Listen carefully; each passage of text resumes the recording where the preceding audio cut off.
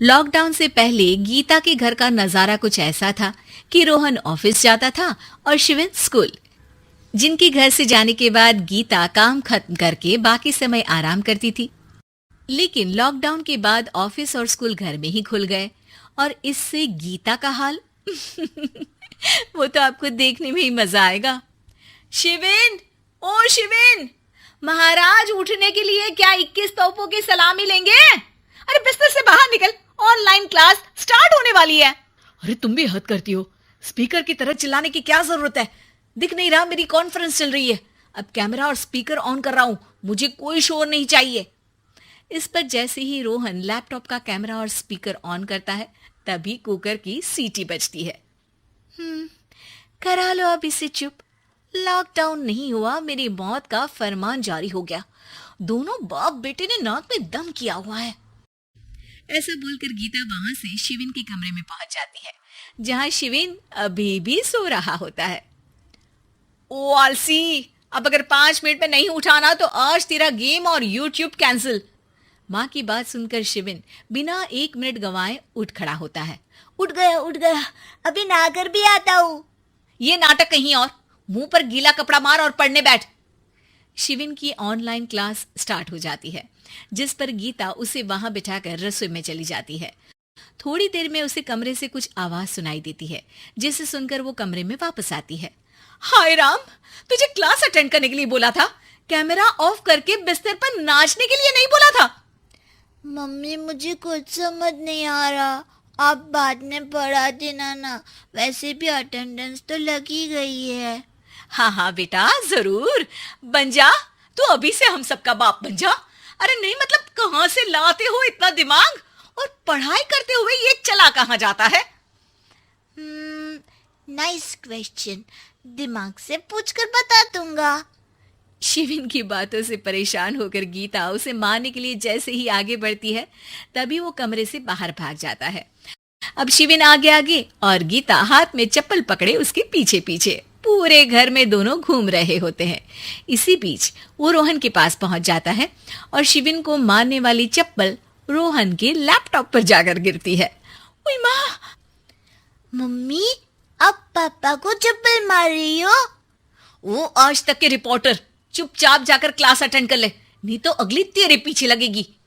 इस पर शिविन वहां से चला जाता है, जिसके बाद रोहन गीता से कहता है, इस सर्कस के लिए कुछ बोलना चाहोगी?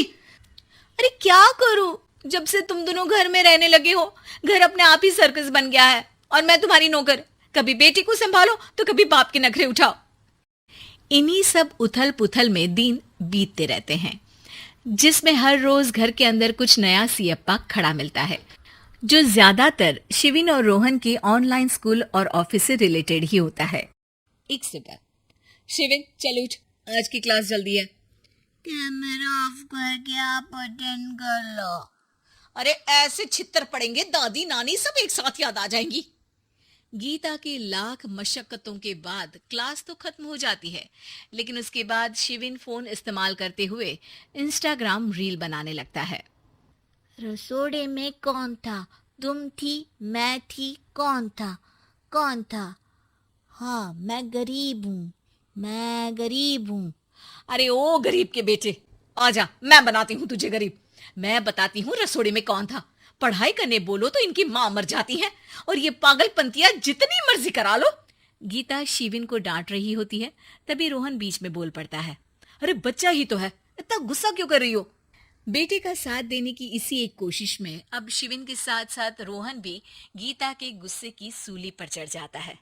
अगर बेटे पर इतना ही प्यार आ रहा है तो इसे क्लास अटेंड क्यों नहीं कराते, इसका होमवर्क क्यों नहीं कराते? उस समय तो बहुत जल्दी मीटिंग आ जाती है, वो काम मैं करूं और यहाँ इस बेफिजुली की चीज में तरफदारी करके बन जाओ महान। हे भगवान, कोई तो इनके ऑफिस और स्कूल खुलवाओ, मैं इन्हें और घर में नहीं सह सकती। अरे कुछ और मांग लेती, क्योंकि तुम्हारी ये विश इस साल तो पूरी होने से रही, कोरोना। हाय नास पीटे ने जिंदगी ही बर्बाद कर दी। खाए कोई पचाए कोई, कल मुझे चुन चुन कर सबको मेरी बद्दुआ लगेगी। उन्होंने दुनिया का और इन बाप बेटे दोनों ने मेरा जीना मुश्किल कर दिया। गीता वहां से चली जाती है, जिसके बाद रोहन शिविन से कहता है, अरे तुम्हारी मम्मी इतनी भड़की हुई क्यों है? आपकी वजह से पूरा समय घर में रहते हो और उस पर कोई काम कराने की जगह बस ऑर्डर देते रहते हो। अच्छा बेटे, सारा इल्जाम मुझ पर? पूरा दिन तो वो तुम पर ही चिल्लाती है। हाँ, मतलब दोनों का 50-50 है, कुछ करना पड़ेगा। वो कहते ना, make the best out of worst. I have an idea. वैसे तुम्हारी माँ सही कहती है, बहुत जुबान चलाने लगे हो, कम बोला करो। अगली सुबह रोहन और शिविन अपनी गलती को सुधारने के लिए गीता के उठने से पहले घर का आधा काम खत्म कर देते हैं, जिसे देखकर गीता खुश हो जाती है और फिर बाकी बचा काम वो तीनों मिलकर पूरा कर लेते हैं। जिसके बाद अब वो सब मिल बांट कर हर काम में एक दूसरे की मदद करते हुए लॉकडाउन का मजा लेने लगते हैं।